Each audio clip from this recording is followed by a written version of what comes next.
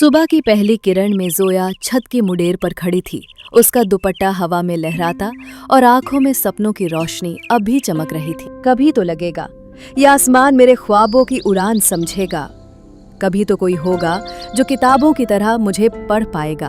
वो सीढ़ियां उतरकर नीम के नीचे बैठे हुए अपने बाबा के पास चली गई। नीम के साए में बैठे बाबा की आंखें जोया में अपने बीते कल की झलक ढूंढ रही थी।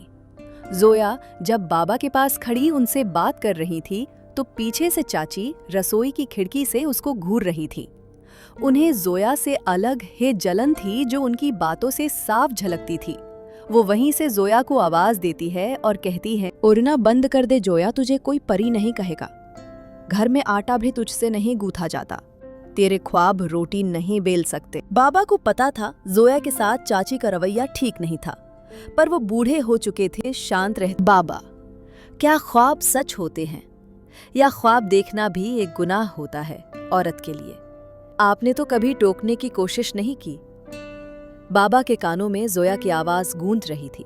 जो सवाल अभी वो पूछ कर गई थी, इसका कोई जवाब उनके पास नहीं था। किताबों से लगाव जोया को गांव की उस पुरानी लाइब्रेरी में ले गया जहां उसकी पहली मुलाकात उस अजनबी से हो गई। उसकी बोलती आंखें और मुस्कुराते होठों पर अलग चमक थी।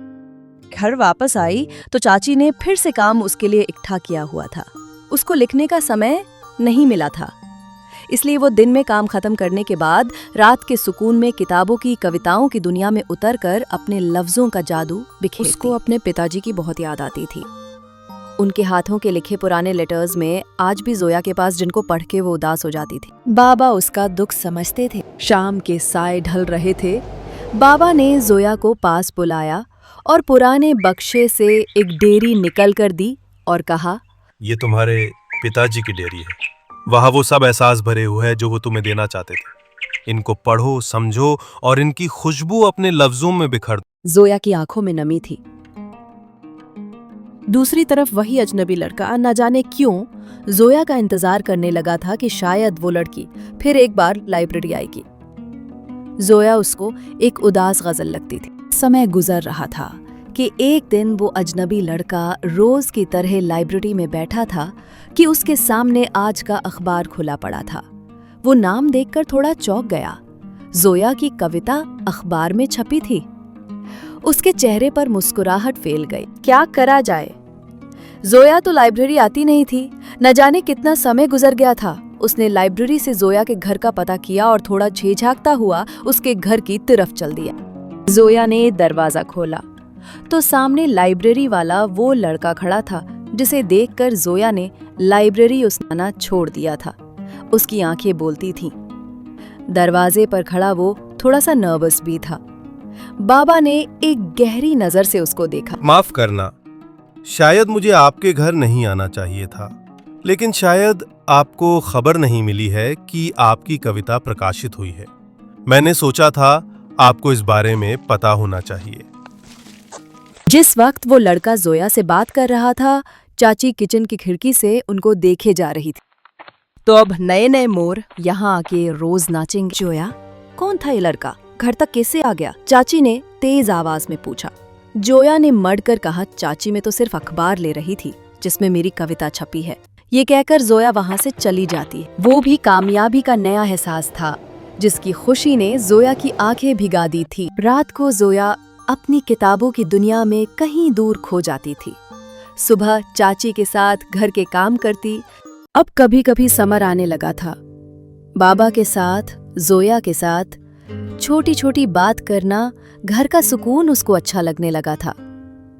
वो कभी कभी लाइब्रेरी से जोया के लिए किताब ले आता था। समर अपने कमरे की खिड़की में खड़ा था। जोया की कविता उसके हाथों में थी। तो तुम हो वो लफ्जों की जादूगरनी, जैसी गर्मी की ढलती हुई शाम, जिसमें तपिश तो नहीं पर सुकून जरूर होता है। समर ने फैसला किया था कि वो जोया का हाथ बाबा से मांग लेगा। उसको जोया अच्छी लगती। समर ने दरवाजे पर दस्तक दी और जोया ने जब दरवाजा खोला तो समर की नजर में पूरा इरादा साफ झलक रहा था। समर आगे बढ़ा।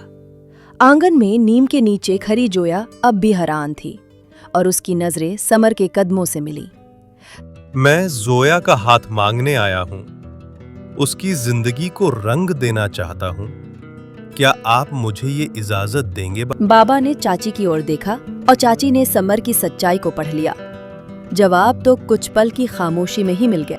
अगर तू उसका आंसू पोंछ सकता है तो शायद तू उसकी मुस्कान भी बन सकता है। जा, उससे पूछ ले। समर आगे बढ़ा। आंगन में नीम के नीचे खड़ी जोया अब भी हैरान थी।